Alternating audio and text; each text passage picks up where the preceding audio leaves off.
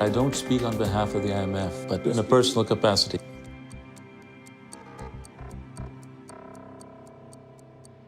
You said this was done in an intransparent manner. Usually when things like this are done in an intransparent manner, there are certain interests which are served. Whose interests have been served by this decision? Well, I think, first of all, Greece.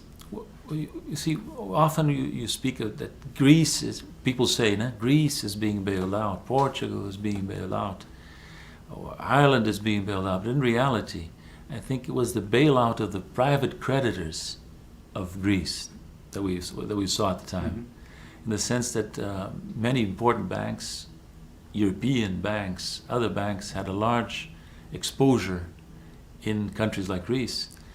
And what happened was that the large amount of resources lent by the fund, and even more by the European official sector, allowed these creditors, these private creditors of Greece and other crisis countries, to exit from their exposure at par, with no discount, without making concessions.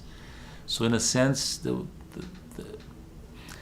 Greece was forced on a major adjustment program, which at a high social cost, and the debt was transferred from the hands of private creditors to the official sector.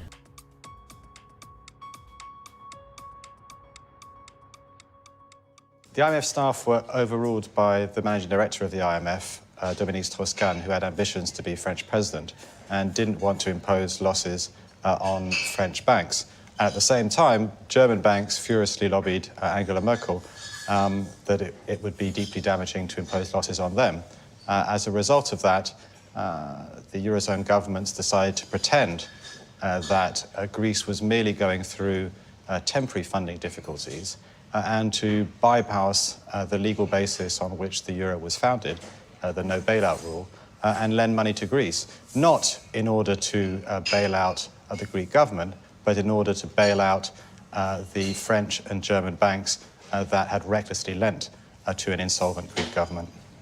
Do you know the volume, how much money was involved from the German and French bank side? French banks own 20 billion euros worth, and German banks 17 billion euros worth.